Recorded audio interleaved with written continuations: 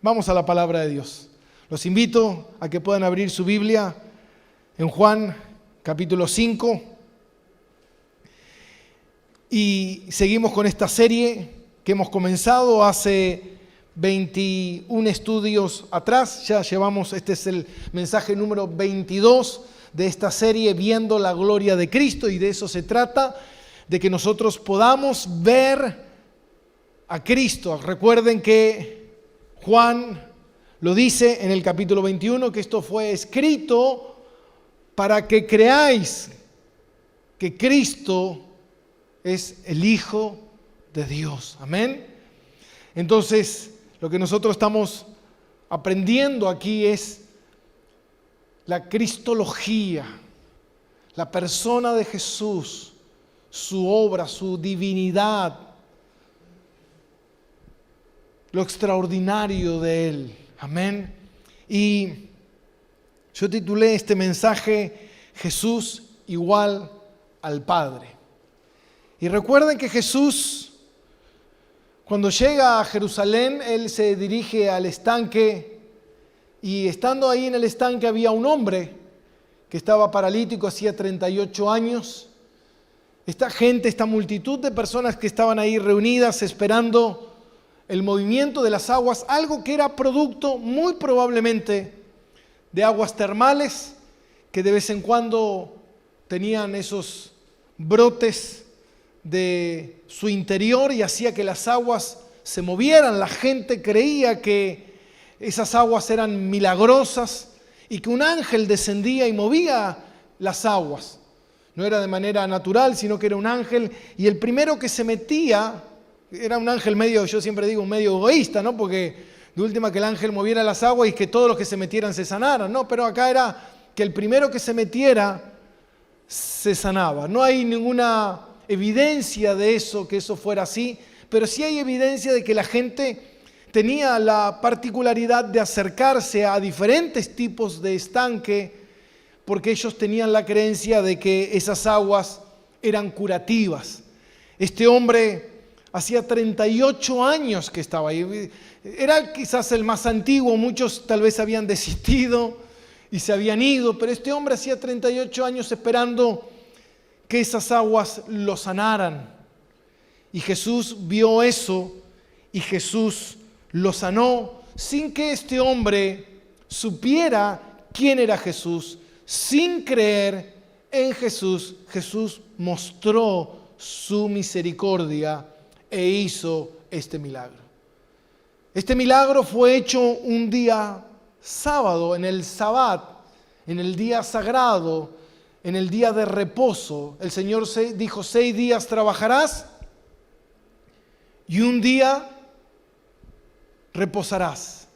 Ese día dejarás de hacer toda actividad que tú haces normalmente, y ese día será un día santo, un día donde lo consagraremos. ¿Para qué? Para la gloria del Señor, donde más allá de beneficiarnos del descanso, también nos beneficiamos del crecimiento espiritual. También nos beneficiamos de la comunión de los santos, de la congregación donde asistimos. También nos beneficiamos del crecimiento de escuchar a Dios hablarnos a través de la predicación. A partir de eso, ese hombre que se sanó, se levantó, tomó su lecho y se fue.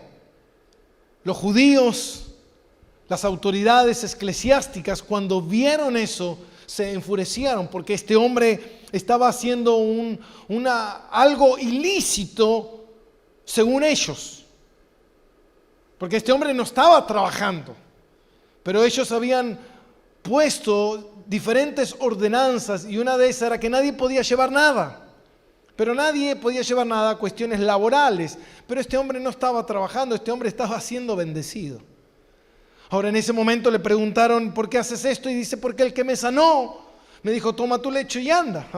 Algo extraordinario. Ahora, ¿quién es el osado que puede estar haciendo esto en un día de reposo? Le preguntaron, este hombre no sabía. Tiempo después Jesús lo encuentra en el templo y se da a conocer que es Él el que lo sanó, que es Cristo, y le dijo: no peques más para que no te venga algo peor. Ese algo peor era que su confianza no estaba en Dios, que su esperanza no venía del cielo, sino venía de un estanque.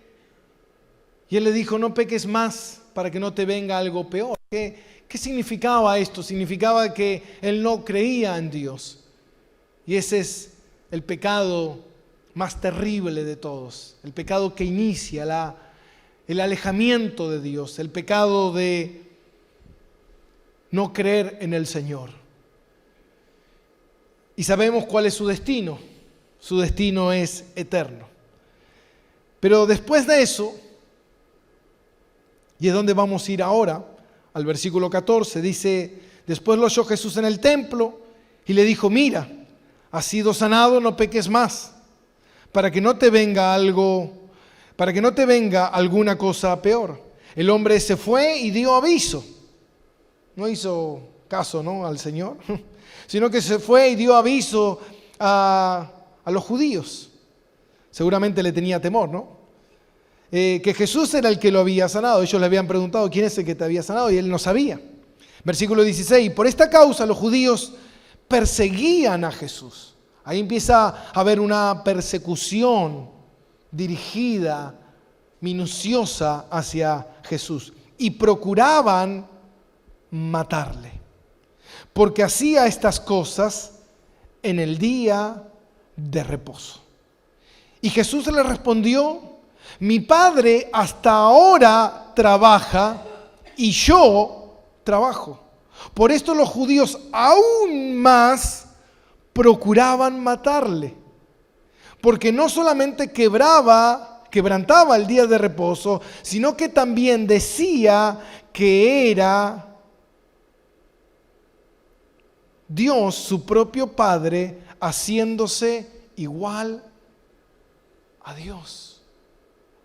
Ahora, a partir de este versículo 17, hasta ahora mi Padre trabaja y yo trabajo, lo que podemos ver en los versículos siguientes es que nos vamos a encontrar con una asombrosa cristología. Es la cristología más profunda dentro de las Escrituras, y podemos ver que Jesús aquí declara y demuestra 5 afirmaciones de su deidad. ¿Y cuáles son estas 5 afirmaciones? Que Él es igual a Dios en persona, que Él es igual a Dios en obras, que Él es igual a Dios en poder, que Él es igual a Dios en juicio y que Él es igual a Dios en honra. Ahora, Jesús empieza a revelar y a mostrar quién es Él. Ahora, recuerden que este grupo de judíos, de fariseos que estaban ahí, ellos estaban enojados porque había quebrantado el día de reposo.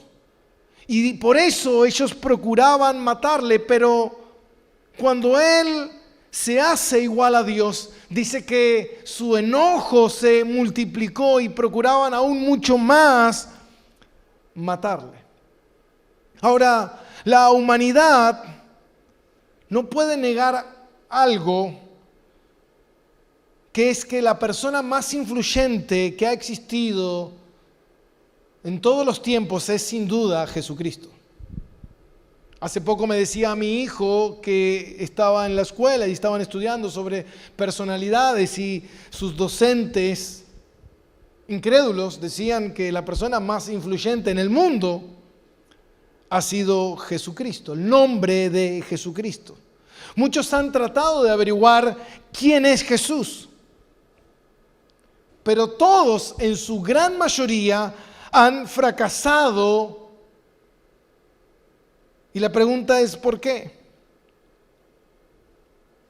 Porque el pecado y la carne nunca nos van a dejar averiguar verdaderamente quién es Jesús. Solamente hay una forma de nosotros poder averiguar verdaderamente quién es Jesús. Mire, sobre Jesús se ha dicho de todo. Que es un ángel, que es una celebridad, que es un hombre selecto, que es un espíritu, que es una ilusión, que es una fantasía, que no existe, que es un demonio. De todo se ha dicho sobre Jesús. Ahora, para verdaderamente averiguar quién es Jesús, nosotros deberíamos ir a Juan 3:3. Y cuando Jesús le dice a Nicodemo, de cierto te digo que si no nacieres de nuevo, no puedes ver, saber nada del reino de Dios. El reino de Dios se revela solamente cuando nosotros nacemos de nuevo. Es necesario nacer de nuevo para ver el reino de Dios. En cuanto a estas personas que estaban detrás de Jesús y que lo hostigaban y que querían matarlo, estas personas completamente en oscuridad, completamente caídos, estas personas también tratan de averiguar quién es Jesús. La humanidad trata de averiguar quién es Jesús. Pero siempre van a llegar a la conclusión que ellos quieren llegar. A la conclusión que su carne quiere llegar. A la conclusión que los judíos querían llegar. ¿Y cuál era la conclusión que ellos querían llegar? Dice la palabra de Dios en Juan capítulo 10, versículo 20.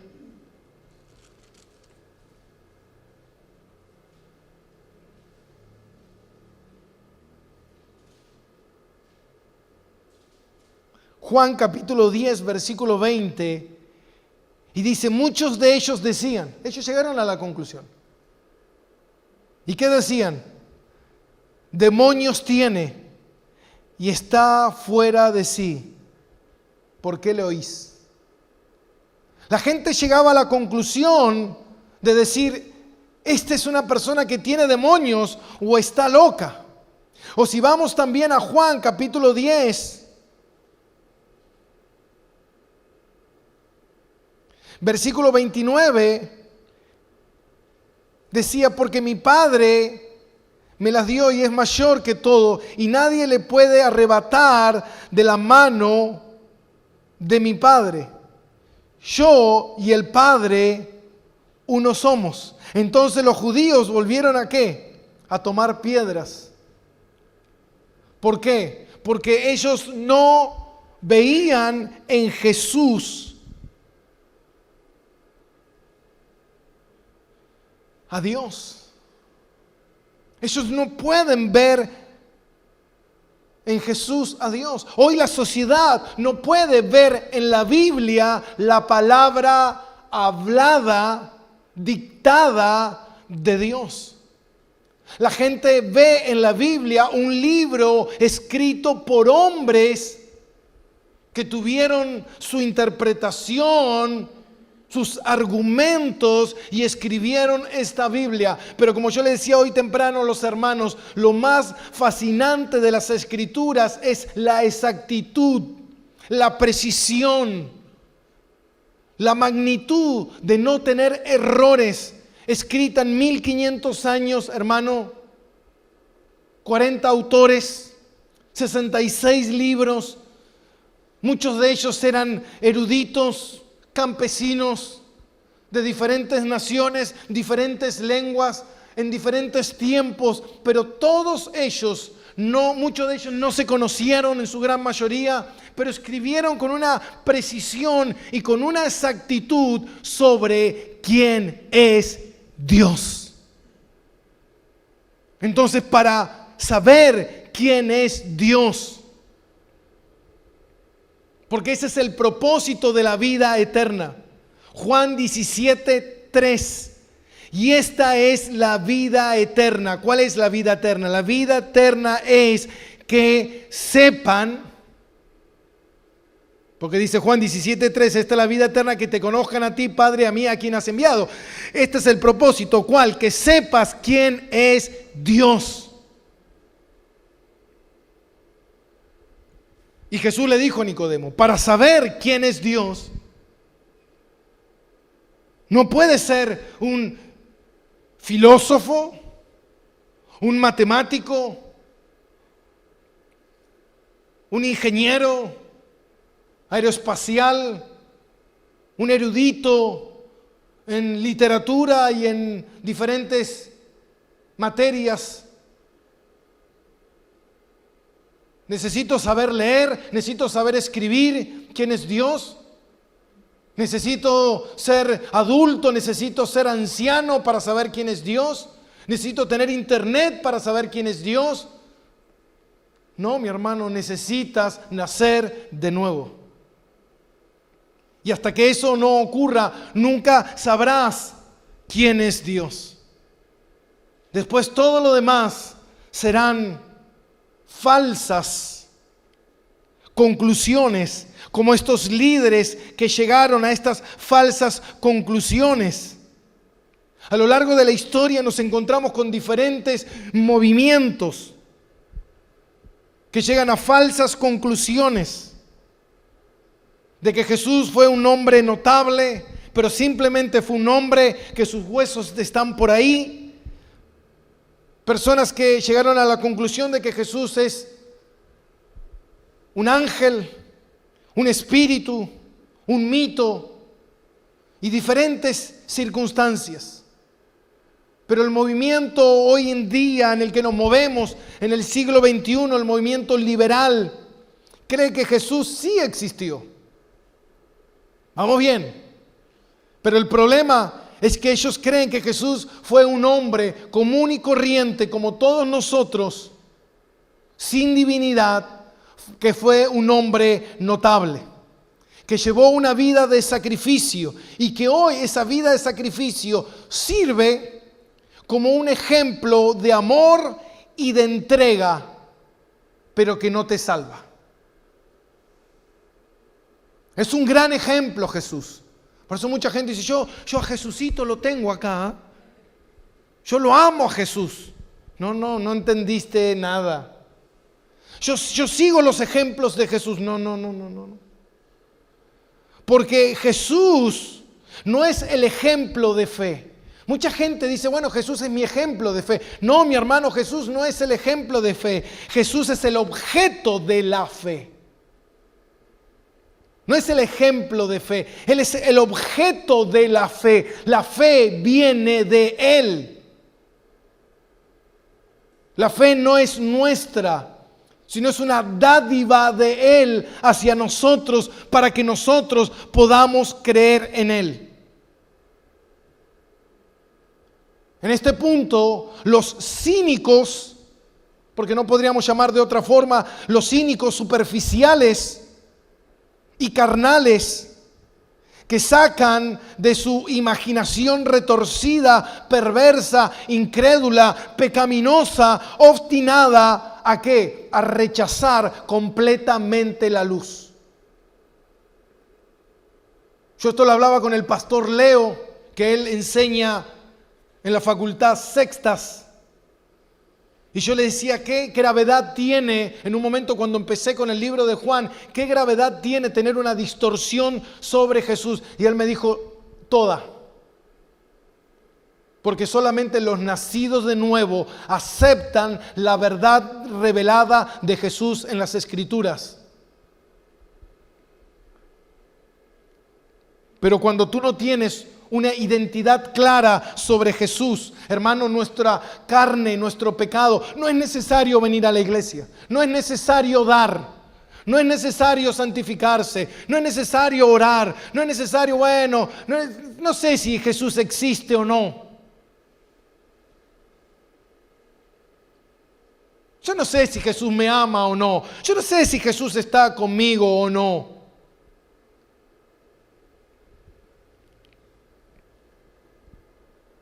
¿Para qué voy a ir a la iglesia? ¿Para qué me voy a santificar si yo no sé si Dios es real o no? Yo voy y pruebo, pero no lo sé. Hermano, en el momento en que tú piensas y dices, ¿para qué me voy a estar santificando, sacrificándome o dejando de hacer cosas si yo no sé si Dios está acá al lado mío mirándome?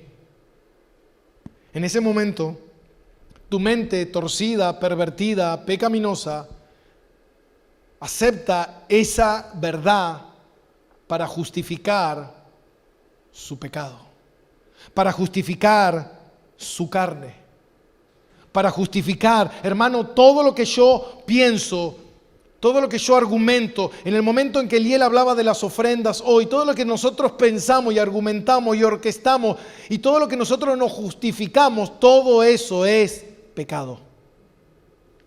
Porque la Biblia dice que lo que no viene de la fe es pecado. Ahora, ¿sabe por qué, mi hermano? Porque mi carne tiene la intención constantemente de creer, abrazar y amar lo que yo pienso y lo que yo creo, no lo que la Biblia dice. Por eso, algo que la palabra de Dios dice y que nosotros refutamos cuando hablamos de la llenura del Espíritu, y que la gente cree que la llenura del Espíritu es algo que te cae encima, así como una botella de agua te está tirando el líquido y tú eres lleno del Espíritu Santo, y estoy lleno del Espíritu Santo, por eso me tiro al piso, hablo y grito y salto, estoy lleno del Espíritu. Eso no es llenura del Espíritu. Llenura del Espíritu es ser guiado, gobernado por la palabra del Espíritu, que es la espada. Eso es ser llenado del Espíritu. Es que mi mente, que quiere pensar en no dar, pero la palabra de Dios me dice que dé, entonces yo me someto a el pensamiento, a la palabra de Dios y no a mi pensamiento que es caído, pecaminoso. Amén. Cuando tú te levantas a la mañana, yo hoy hacía esa demostración justo.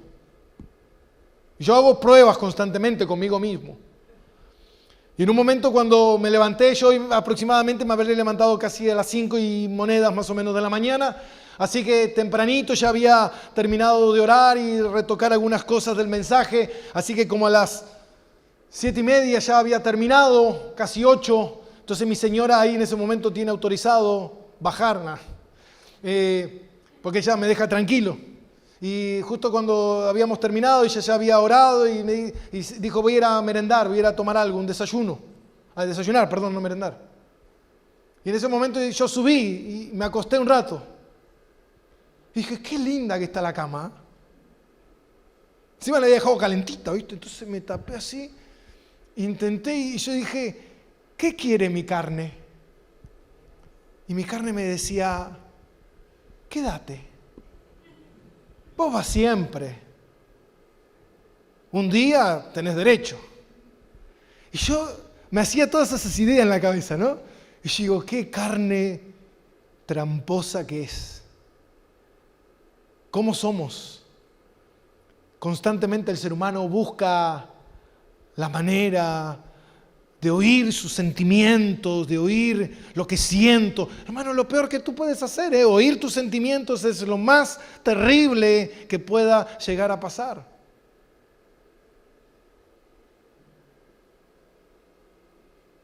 Justamente el otro día mi esposa compartió algo sobre las mujeres. Que las mujeres, decía que para salir de su vida nefasta que tienen, tenían que alcanzar logros y éxitos y ser mujeres independientes y que eso le iba a dar la felicidad. Y las estadísticas han demostrado que hoy en día en el mundo las mujeres están sufriendo más depresión que nunca antes en la historia. Porque esa no es la solución. La solución es hacer la voluntad de Dios. No es buscar un sistema o seguir lo que mi carne me dice que haga. Amén. Ahora, Jesús es el objeto de nuestra fe. La gente constantemente va a estar intentando rechazar la verdad de quién es Cristo. Pero la Biblia es clara al afirmar la naturaleza de Jesús. Jesús dijo, vosotros sois de abajo, ¿Y vos de dónde sos? De arriba. Ustedes son de abajo, yo soy de arriba. Por eso he venido a buscar a los míos para llevármelos arriba. Amén. La evidencia que nosotros encontramos en la palabra de Dios es abrumadora. Jesús dijo, yo y el Padre somos uno. Juan 10:30, leímos recién. El que me ve a mí, ve al que me envió. Juan 12:45. Ahora, mire lo que dice en Juan 14:8. Y recordemos esta charla con Felipe. Juan 14:8. Felipe le dijo, Señor, Señor, muéstranos al Padre y nos basta. ¿Cómo, Felipe? Muéstranos al Padre y ya nos basta. Felipe habló, él es. Y Jesús le dijo, ¿tanto tiempo hace que estoy con vosotros y no me habéis conocido, Felipe? El que me ha visto a mí, ha visto al Padre. ¿Cómo pues dices tú, muéstrame al Padre? El Padre y yo somos uno. El comentario Moody, en la sección apologética, dice esto. Luego de 20 años de la crucifixión de Jesús, la gente seguía confrontando y afirmando y muriendo. Esto es lo más extraordinario de todo, ¿no? Confrontando, afirmando y muriendo por asegurar que Jesús es lo que dijo que era. La gente en el primer siglo, mi hermano, afirmando que Jesús es Dios. Eso le costó a miles, le costó su vida. Pero tú no puedes negar una verdad cuando esa verdad es real en tu vida porque has nacido de nuevo. Las autoridades judías no entendían esto. Claramente, ellos entendían lo que significa el título y las afirmaciones que Jesús hacía. Ellos entendían esto. Ellos estaban bien empapados en todos estos asuntos sobre el Sabbat, sobre los nombres de Dios y sobre las afirmaciones que Jesús estaba haciendo. Tal es el caso que cuando ellos escucharon decir a Jesús que su Padre trabaja, por eso es necesario que Él trabaje. Ahora, eso fue, hermano, ellos se arrancaron el velo. Mi Padre hasta ahora trabaja y yo trabajo. Hermano, decir eso fue una bomba. Como vemos en las noticias, urgente, urgente, urgente. ¿Cuándo va a tirar la noticia? Urgente, urgente. ¿Qué pasó? Jesús acaba de decir que Él y el Padre trabajan. Hermano, quizás nosotros no entendemos lo que Jesús estaba afirmando.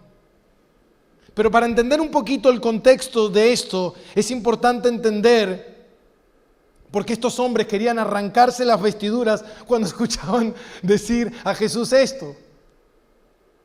¿Por qué, mi hermano? Ellos tenían tal temor con respecto al nombre de Jehová, Yahweh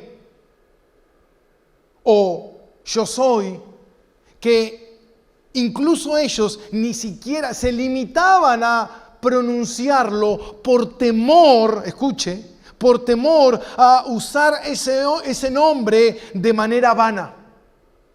Entonces simplemente lo usaban habiendo meditado mucho tiempo para no usar ese nombre de manera vana, porque ellos sabían de lo que significaba pronunciar el nombre de Dios. Jesús no solamente pronunciaba el nombre de Dios, sino que Él decía que era Dios. un compatriota igual que ellos,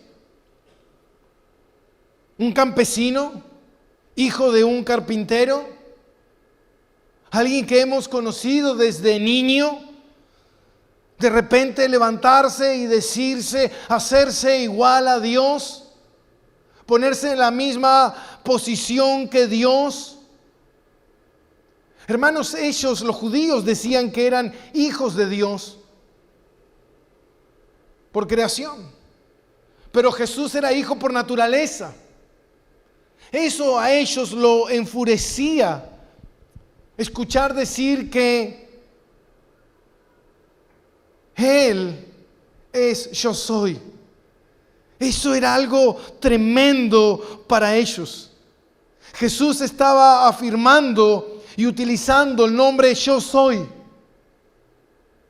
Él estaba diciendo Yahweh, yo soy Yahweh. Jesús, cuando sana al paralítico en el día de reposo, Él estaba rompiendo todas las estructuras hipócritas, legalistas y religiosas que los judíos habían construido a lo largo de todos estos años. El día de reposo fue instituido, y escuche bien esto, para beneficio del hombre. Hoy usted está aquí y se está beneficiando. Usted está siendo bendecido, usted está siendo ministrado, usted está siendo restaurado, usted está siendo fortalecido, usted está siendo capacitado, usted está siendo santificado. Para que no se le acumulen tantos pecados en la semana, mi hermano. Porque ¿sabe qué dice la palabra? Que usted va a dar cuenta de todo eso. Siendo cristiano, usted no va a comparecer ante el tribunal de Dios, pero sí ante el tribunal de Cristo. Según cómo haya sido su vida cristiana. ¿Cómo fue tu vida cristiana? ¿Te sujetaste? ¿Obedeciste? ¿Te esforzaste? Amén. Ahora, el día de reposo fue instituido para beneficio del hombre, no para beneficio de Dios. Por eso cuando Cristo vino, Él hizo del día de reposo lo que Él quería, porque era su día y Él hacía lo que Él quiere, porque es de Él. Por eso le dice, mi Padre hasta ahora trabaja y yo trabajo. ¿Qué era lo que Jesús quería decir?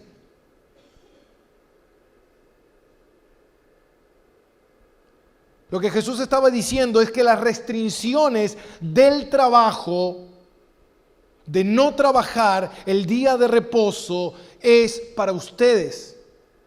Para que ustedes durante 6 días que han hecho su labor y sus cosas, tengan un día, ese día sea un día consagrado, santificado para el Señor, para que ustedes se beneficien del descanso, pero principalmente ustedes ese día vengan a buscar y a reconocer que Dios es el Señor de tu vida.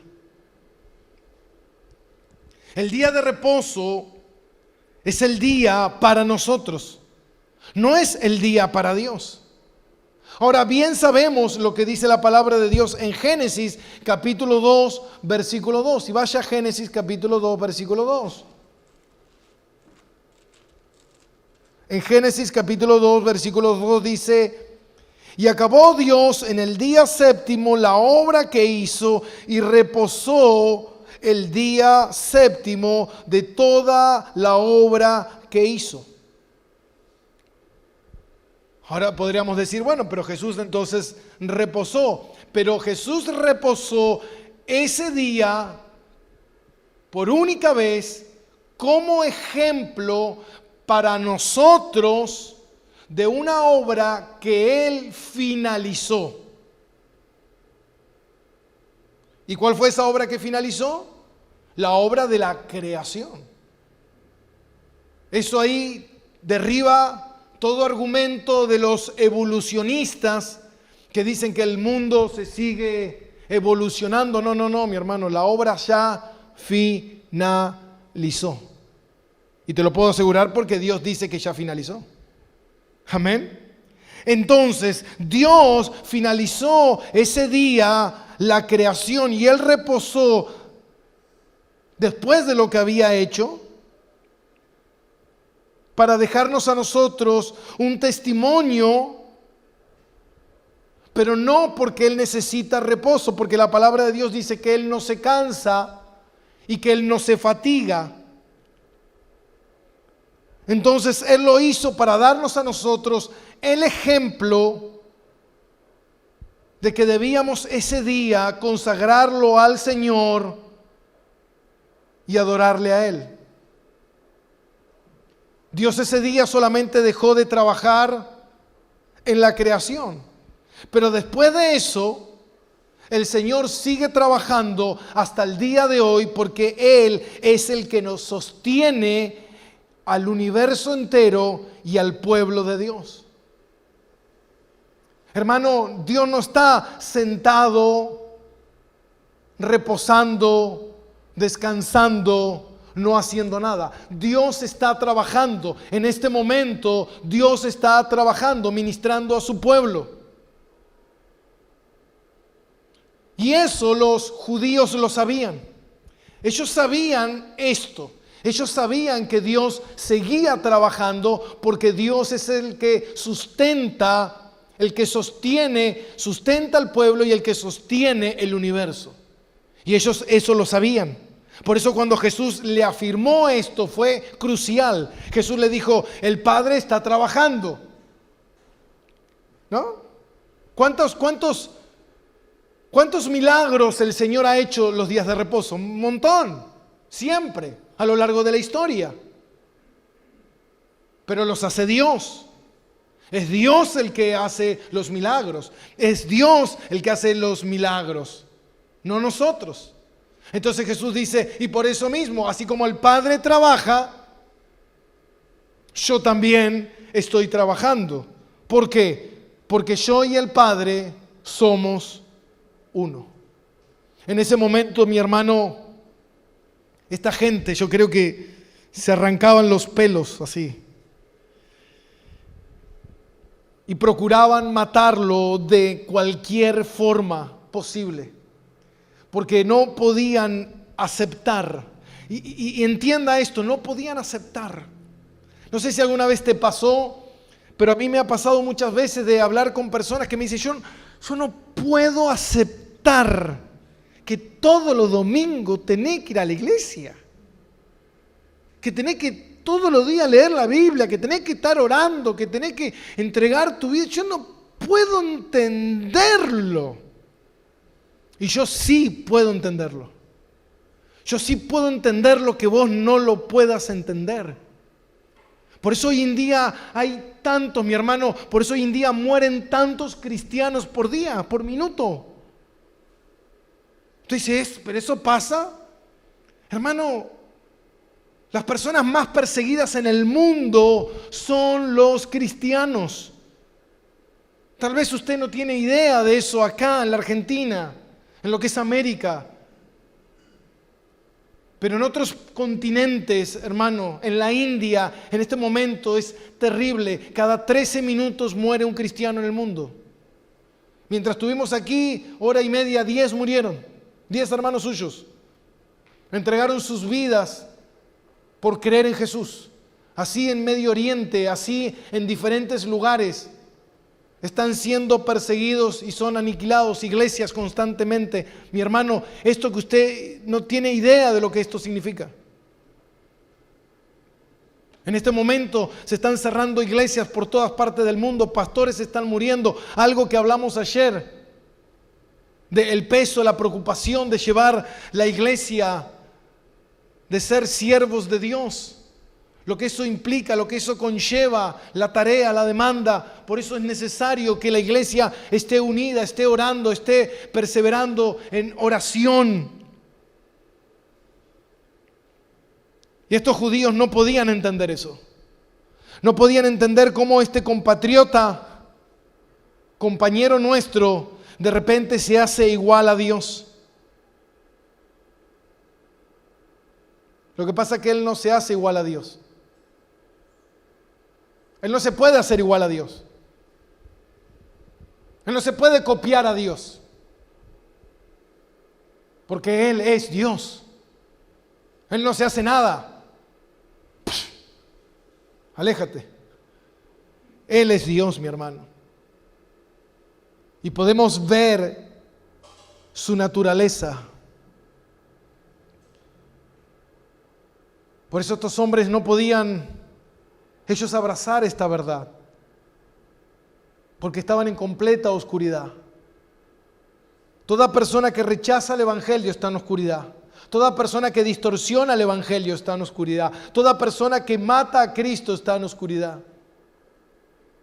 Porque solamente para conocer a Jesús y poder arrepentirte de tus pecados y ver tu condición delante de Él y darte cuenta de que tú necesitas un Salvador y que tú tienes que venir corriendo hacia Él, solamente eso ocurre cuando la verdad de Dios ilumina tu negro corazón y te deja ver a Cristo y entender que Él verdaderamente es tu Salvador.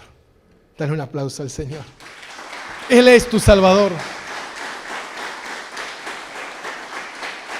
No es una filosofía, no es un invento, no es un hombre más, no es una eminencia, no es un erudito, no es un espíritu, no es un ángel. Él es Dios. Un Dios encarnado que vino y habitó entre nosotros para enseñarnos el camino, para pagar por nuestro rescate y hoy asegurarnos que tenemos una entrada al trono celestial. Por eso te invito a que oremos.